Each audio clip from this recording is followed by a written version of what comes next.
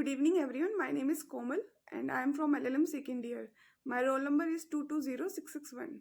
Today I am going to present a case study on the case Kuldeep Nair versus Union of India and others. So let's start.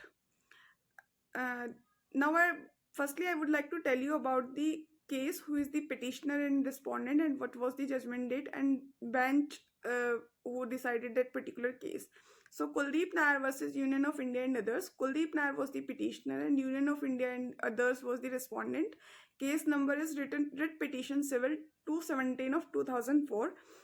Judgment date is 22 August 2006, and bench includes Y.K. Sabharwal, who was the CJI, K.G. Balakrishnan, S.H. Kapadia, C.K. Thakur, P.K. Balasubramaniam. So this particular case is related to the federalism, yani violation of the principle of federalism in the country by the parliament, and more than the election also, the principle of free and fair election of the country, which is also a part of the basic structure of India.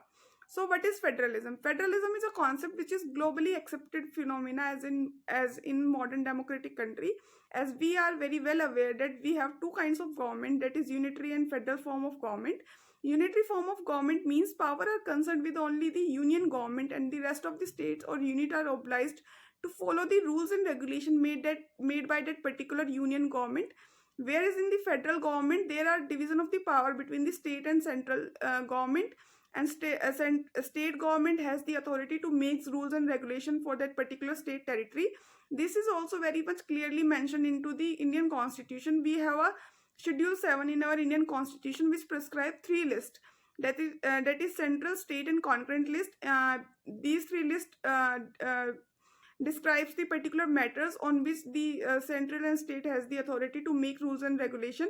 And if a matter comes under the concurrent list, then the ultimate power is with the union government, and the main rule and regulation made by the union government will prevail over this state. So India is a quasi-federal structure, many jurists call it. The reason behind that, we have the mixture of both unitary and federal government. Like in emergency, we have a unitary government, all the power vests with the union government only, and in the normal situation, it is like a federal government, like we have state and central government which do their work accordingly, and they have their powers and they have that jurisdiction to make rules and regulation for that particular state territory. Also, we can say that central government has much more power, like in concurrent list, if any matter comes, then the central law will prevail over the state. So many jurists call it as a quasi-federal structure, and the main power lies with the central government if any matters come for the national interest or otherwise. Now in the case Kuldeep Nair versus Union of India and others, the matter comes before the Supreme Court of India that Parliament has the vast power to decide and make appropriate laws and regulation for the election of the Member of Parliament and qualification of the Member of Parliament, like in Rajya Sabha. So the amendment which has been done by the Parliament in the Representation of People Act 1951 is in the violation of the principle of federalism, and also violates the principle of free and fair election of the country, which is also constituted a part of the basic structure.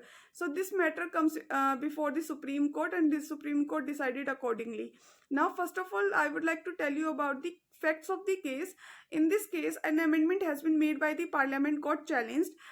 This amendment basically related to the requirement of domicile to be selected in the Council of State from the state concerned, and also amended the various provisions like 54, 94, 128 section of that particular act, which introduced the open ballot system in the election. Now, before amendment, section 3 has a provision that that particular elector for a parliamentary constitution belong to that particular state or territory. After the amendment, the word in that state or territory has been removed and in India were substituted. Basically, it was said that before the amendment, the RPI Act mentions very clearly that if anyone contests election from a state for the Council of State, or we can say Rajya Sabha, then that particular candidate should belong that particular state or territory. Now, after the amendment, that requirement that particular candidate should belong that particular state or territory has been removed. If any person who is a citizen of India can contest election for the Council of State from any state, So this particular requirement of domicile has been removed by the parliament, and that is why the Kuldeep Nair, in the Kuldeep Nair, it got challenged that it violates the principle of federalism, like it violates the power of the state, or gives the ultimate power to the parliament, and it is the violation of the federal structure in the country. Now, after in this particular amendment, one more amendment has been made that is related to the open ballot system. It introduced the open ballot system in the election of the Council of State, and it was argued by the petitioner that open ballot system is the violation of the free and fair election into the country, and it also violates the right of the individual under Article 19(1)(a). So it should be declared as unconstitutional accordingly. Now, there were two issues in that particular case. First is related to the domicile of the contested election, also deletion of the word domicile and introducing the word India by substituting the word state or territory. Second issue was related to the principle of secrecy, that by introducing open ballot system, it violates the principle of secrecy, which is related to the free and fair election in the country, and violates the basic structure also. So in issue number 1, as we are very well aware that this particular case challenge the amendment has been made into the RP Act 1951. So when the first issue was argued, the petitioner said that there must be a rational nexus between the state and its representative in the Council of State. Such nexus, as per the submission, could be found only in the requirement of residence in the state for a minimum specified period. To be able to represent the state, a person has to be asked, one that has to be fully conversant with the language, current problem, need, aspiration and interest of the people of that state and the concern of the state government. It is not difficult to visualize a conflict between duty and interest in the case of member belonging to one state being elected from another state, or issue upon which the two states are at loggerheads. Now, the contention of the petitioner was also that the provision contained in Section 3 of the RP Act 1951 prior to the impugned amendment provided for a reasonable nexus between a member of the Council of State and the state from which he is elected. Now, after the amendment, this nexus has been broken up. It also argued that it is the violative of the principle of federalism, as it violates the state authority to deciding the state representative in the Council of State. Bicameralism and federalism are the important part of the basic structure of Indian Constitution. Now, argument from respondent is that a constitution under Article 19(1)(e) guarantees the freedom to citizen to choose a residence of his choice. There are several cases of elected representative who may have multiple residents and may have to choose any of them as a matter of convenience where to vote. The case of person maintaining multiple residence at several places would be few and far between. Apart from the above, the Constitution does not put any restriction on the legislative power of the Parliament in this regard. If the Constitution had intended that the representative of the state and the state must be resident of that state, or must have a link or nexus with the state from which the representative are chosen, that is, link or nexus of the kind mentioned by the petitioner, such a provision would have been expressly made in the context, or has been done in respect of requirement of age and citizenship. In the absence of such express requirement, the requirement of residence or any other nexus as a matter of qualification cannot be read into Article 80 or 84. The fact that a candidate needs to be enrolled in any parliament constituency in India does not deprive him of the locus to be the representative of that state simply on the ground that he is not enrolled there. Now, in this issue, the court held that it was not obligatory on Parliament to enact a law regarding qualification or to frame any qualification. It is important to note that even after the amendment, the electors remain the same, namely the State Assembly. The elected person remain representative of the state, and the choice and the decision as to whom to elect continues to be with the State Legislative Assembly. The field of consideration before the State Assembly is enlarged, but the ultimate choice and decision is always with the state legislature. Therefore, if they decide to elect a person who is not ordinarily a resident of that particular state, they would do so with the full knowledge of all circumstances, and it would be their decision as to who should be the representative of that state. Now, the second issue, secrecy of voting. In this issue, the petitioner argued that open ballot and secrecy for filling the seat in Council of State, the amendment made in Section 59, 94 and 128 of RPI Act 1951 have introduced the concept of open ballot system, in place of secret ballot. It has been submitted that introduce the concept of open ballot in place of secret ballot. The right of secrecy in the election of member of Rajya Sabha is an essential part of democracy that is based on free and fair election. The voter should have freedom of express their views through their votes. The impugned amendment violates the right of secrecy by resorting to open ballot system and is nothing but a political move by click in political parties for their own achievement. It is contended that the impugned amendment violates the fundamental right under Article 19(1)(a) of the Constitution. They submit that the open ballot system, coupled with the booming threat of disqualification under the 10th schedule, reduce the election to a political party issuing a whip and the candidate being elected by show of strength. This, according to the petitioner, will result in people with money bags occupying the seats in the Council of State. Further, the council and the petitioner have also submitted the international instrument put emphasis on secret ballot since it lay the foundation of ensuring free and fair election, which in turn ensures a democratic government showing the true will of the people. So, argument from respondent is the submission is that